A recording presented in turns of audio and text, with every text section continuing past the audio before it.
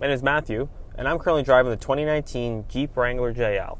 And at this current time, this is probably one of my all-time favorite vehicles I've ever driven. But it is not one I would actually recommend to people unless they do one thing in particular with it, which I'll get to in a bit later. Starting off with the Jeep Wrangler, this is a 2019 model. It's the brand new model year for the new Jeep Wrangler JL, which was a massive changeover from the last generation JK. And overall improvements have been front to back and left to right, basically. New interior, new exterior, includes also a new dashboard, new seats, new sound system. The engine and basic powertrain is the same, but we have gotten in this year the 8-speed automatic transmission, which is actually a really good transmission, and the inclusion of a secondary engine type, which is the 2-liter 4-cylinder turbocharged hybrid system that Jeep is now offered with this vehicle. Starting off with the vehicle itself, the roadworthiness of this vehicle is far better off than older vehicles are. I'm currently driving right now the Sahara version of the vehicle, and it's also the Unlimited as well. So ride comfort is pretty good overall. I've been driving this vehicle around for about 2 weeks now, taking it on a few road trips here and there, taking it on some windy roads, the highway and so on. And overall, it's a very livable vehicle. I can definitely see why people could daily drive this thing without a problem. In terms of the power this Jeep produces, it currently has the 3.6-liter Pentastar V6, makes around 280-ish horsepower, and I believe around 260-ish foot-pounds of torque. And it's a very powerful engine. Get up and go is very good overall. This car will do 0 to 60 or 100 kilometers an hour in roughly 6.5 seconds, and it feels faster just because of the weight and size of this thing. It gets going quick. Like, I've had a few people in this car, and they have recalled that it is a very quick vehicle. The engine itself, in terms of fuel economy, though, is a little bit questionable. Around town, I'm getting anywhere between 18 on average to maybe 20-ish, 22 I've gotten best at. This vehicle really likes to sit around 80 kilometers an hour. What I mean by that, though, is I kind of get the best fuel economy around that range, which is around the 27, 28 mark. I have gone on some trips that are in that range and have actually gone up to 30 miles to the gallon, which is great. On the highway, though, you're looking at about 26, maybe 27, just because of the wind resistance with the body shape of this vehicle. But overall, it's a great car just for daily driving. It's a little bit bumpy, I will admit that, but overall, it's pretty good. You get used to it very quickly. You have a good upright position, the seats are fairly comfortable, and these aren't even the luxury seats. These are just the standard cloth seats that come with the vehicle itself, which is really nice. Overall, fantastic vehicle to drive. This is the 2019 Jeep Wrangler JL. This one here is the Unlimited in the Sahara package. And overall, this Jeep is, by my opinion, the best looking Jeep Wrangler ever made since the flat fenders of the old 40s and 50s era. This Jeep Wrangler really does stand out from the crowd. My personal favorites are the up-front grille, which still contains the same Jeep look and feel, the ability for all the doors, windows to come off and the roof included, and the overall driver friendliness both on and off-road. This is by far one of the most capable Jeep Wranglers ever produced, and the upgraded Rubicon package leaves nothing to the imagination of how capable it actually is. Included with the current model is also the full-size rear tire and the integrated into the actual tire itself, the rear view camera, which is by far one of the best rear view cameras I've ever used in a vehicle. Very accurate and easy to read and look through, providing you a lot of good insight, especially when you're trying to reverse down a trail. And included on this Jeep Wrangler itself here is the standard side steps that come with the Sahara. And they're actually really good and solid feeling. Taken them off-road a couple times, haven't actually made contact with them on the ground, but they can easily hold up people in my family who weigh well over 300 pounds. Integrated into the new Jeep Wrangler is also this integrated hood vent on the side, fender vent. This vent itself is actually functional and helps pull air out of the engine bay for both cooling and to help reduce the overall action of fluttering that old Jeep hoods were known for, especially on highway or in high wind situations.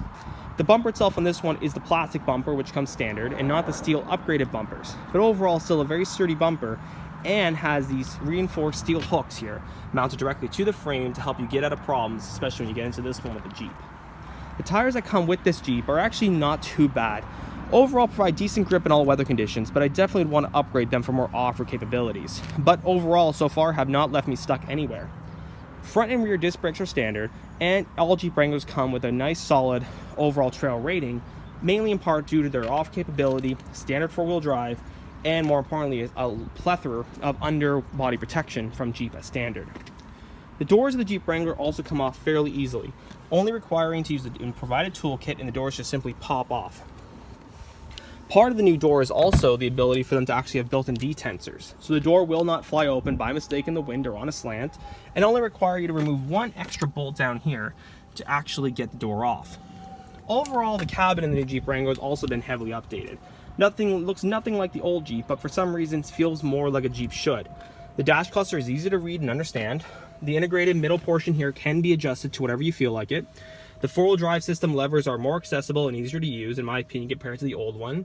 The handbrake is also in a better position overall, and you still get the, well, you know what it's called, bar, when you're off-roading. So passengers will really enjoy that.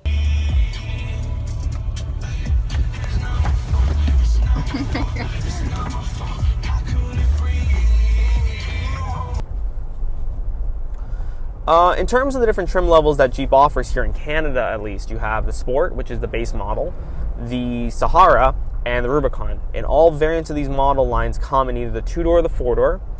And overall, it's a little bit of a weird question when it comes to different versions because of the price differences we're seeing here in Canada, at least.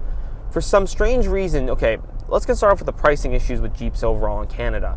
Jeeps have always been a fairly expensive brand in Canada here, with some Jeeps easily going over $70,000 in the Jeep Wrangler. I've known somebody who bought a Jeep Wrangler, wasn't even a Rubicon, and spent over $70,000 after taxes here in Canada, which is insane to think, but that's what they were going for a long time. But recently with Jeeps, they've dropped substantially in price, where you can now get a Jeep base model for around 30-ish to mid to low 40s. And you can actually find Rubicon, Jeep Wrangler Rubicons in the high 40s to mid 50s. So it's a bit more of an affordable vehicle, if you can believe that in comparison, but they still are pretty expensive vehicles if you want to buy one. But the good thing with Jeep Wranglers are, though, you don't actually have to buy the nicest model right off the bat, because they're basically like kit cars. You can build them up over time, you can add suspension components, differential locks, and so on and so forth. In fact, I think you can actually option out a Sport to borderline the same as any Sahara, except maybe a few things you just need the brand for, but nothing too crazy. But getting back to what I was saying before about this Jeep Wrangler, you have to take this thing off-road. And for me, the $50,000 price range just doesn't make sense to me. You can buy you can buy a lot of nice cars for that money. It's not until you take this thing off-road where you really see the rest of the money go into, and you really feel this vehicle was designed to go off-road. I've taken it on some pretty good trails. Actually, not even trails officially. They're actually civilian roads in our area here. Just they happen to be pretty beat up over the winter. And this thing handled everything flawlessly, in my opinion. It was crawling through some stuff that I would not imagine can do, especially with the standard tires, and it did it just fine. My only complaint, though, when I was taking this thing off-road was basically I wish I had the Rubicon. But again, I think what you really need is just a better tire, and that's really about it. This thing was truly phenomenal, and honestly, I could truly say you couldn't get this thing stuck. Anybody who got this thing stuck had no idea what they were doing. We got stuck.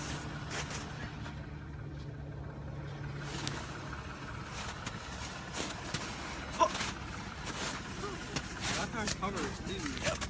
That's what the problem. We're sunk to the axle in the back here. Yep. We're down to the axles.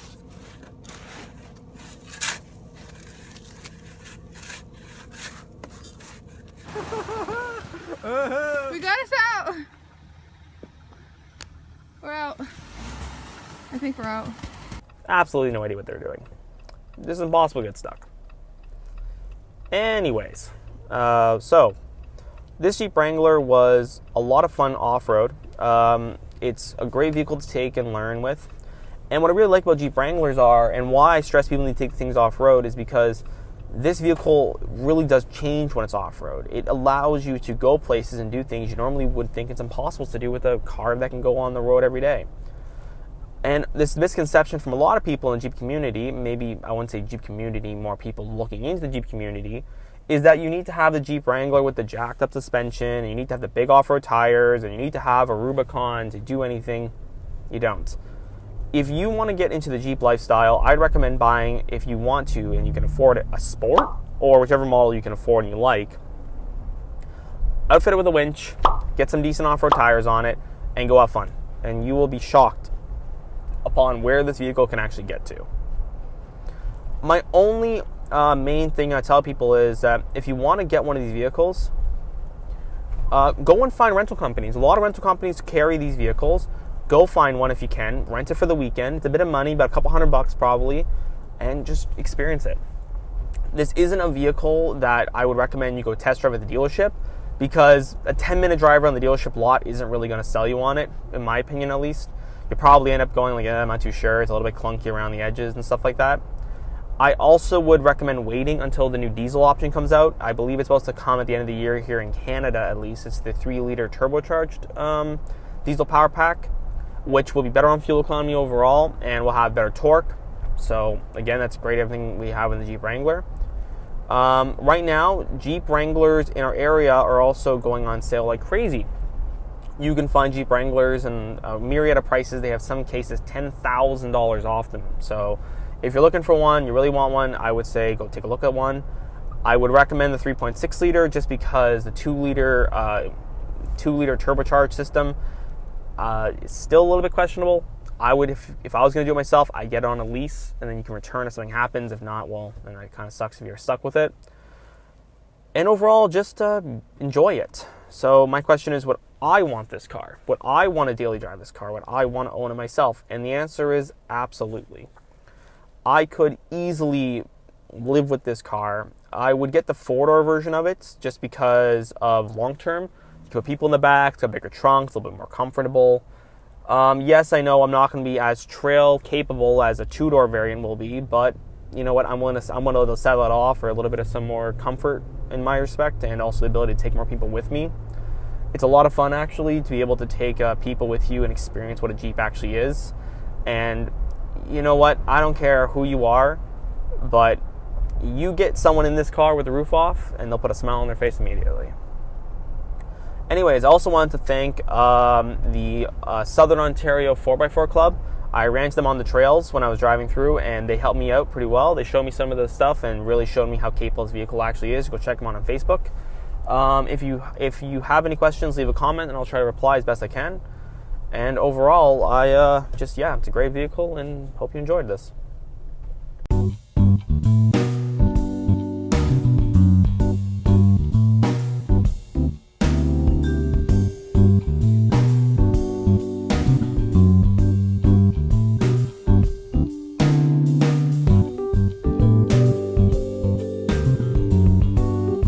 The trail ends right there.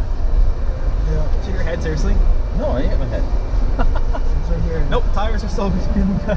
These are solid sidewalls on these things. Oh my gosh, this thing is not. I'm in a rut or something. Oh my gosh. Yeah, you are. You're in a rut. And I'm breaking through every time I drop down. Hit more left or I something. can't, I'm stuck in it now. What was that? My phone. Okay.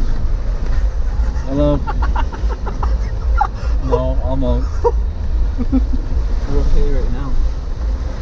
Nope, not yet. We're flooding. Okay. We're flooding! Open the doors! It's good. Oh, It's good. it hurt.